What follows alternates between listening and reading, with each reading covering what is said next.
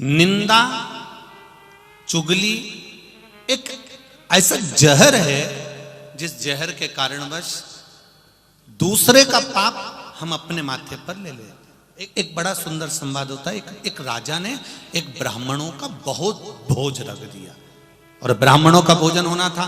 सारे ब्राह्मणों को भोजन करने के लिए बुलाया। सारे ब्राह्मण भोजन करने आए। उससे पहले अब इतना भोजन बनना है तो खुले में भोजन बन रहा था।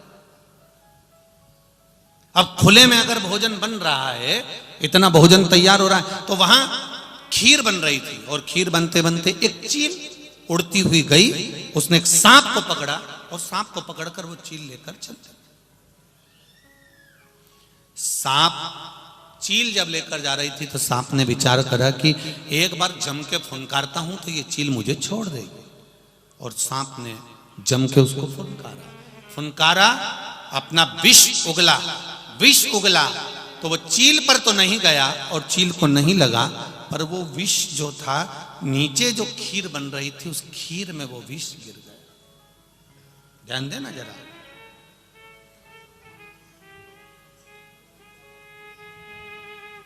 वो विष खीर में गिर गया। ब्राह्मणों का भोजन चल रहा था। हजारों ब्राह्मण भोजन करने आए थे, सब मर गए। सारे के प्राण चले गए।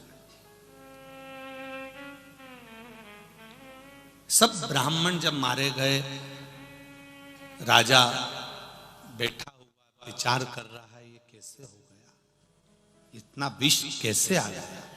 सांप का उगला हुआ विष खीर में गिरना, मरना। अब जितनी चिंता राजा को थी उससे ज्यादा चिंता धर्मराज को थी। उधर यमराज, धर्मराज, चित्रगुप्त महाराज और सारे देवताओं ने मीटिंग करी और मीटिंग कर कर विचार करा कि इतने हजारों ब्राह्मण मरे हैं, इन ब्राह्मणों के मरने की ब्राह्मण की हत्या का दोष किसको लगाया जाए।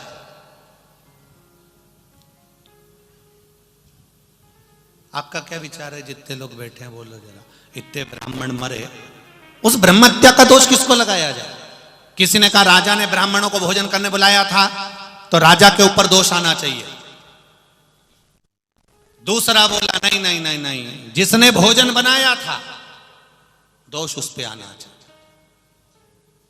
चित्रगुप्त महाराज बोले नहीं नहीं नहीं नहीं, एक काम करो, दोष चील को जाना चाहिए, वो सांप लेकर जा रही थी। इस ब्राह्मणों की हत्या का दोष किस पे लगाए? चौथा बोला नहीं, उस सांप को दोष देना चाहिए, कम से कम विष उगलना था तो नीचे तो देख लेना था। अब राजा को दें, भोजन बनाने वाले को दें, चील को दें कि सांप को दें, ब्राह्म हत्या का दोष, ब्राह्मणों की हत्या का दोष किसको दिया जाए?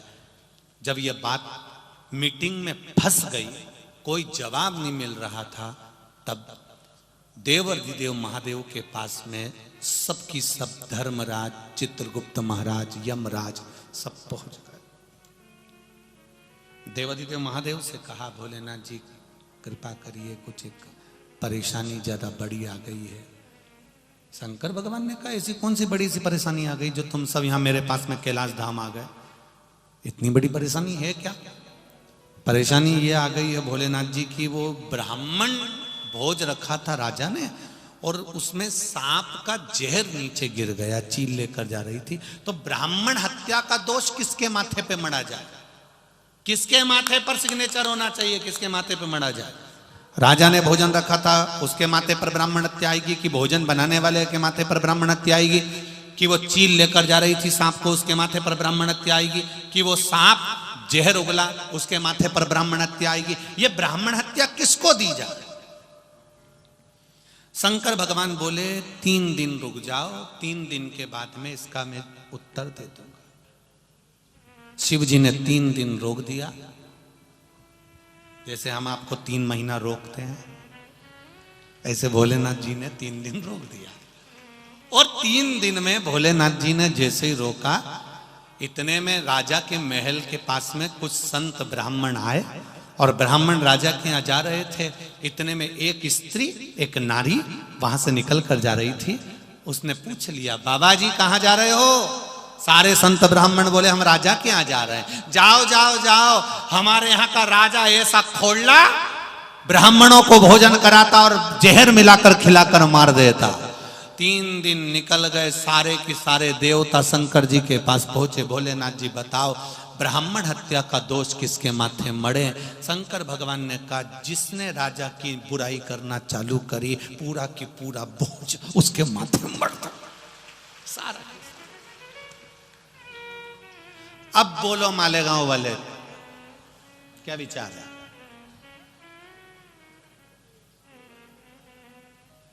निंदा हम जिसकी करते हैं, निंदा हम जिसकी कर रहे होते हैं, उसका पूरा पाप हमारे माथे पर चढ़ जाता है और हमारा पुण्य उसके माथे पर चला जाता है। पूरा पुण्य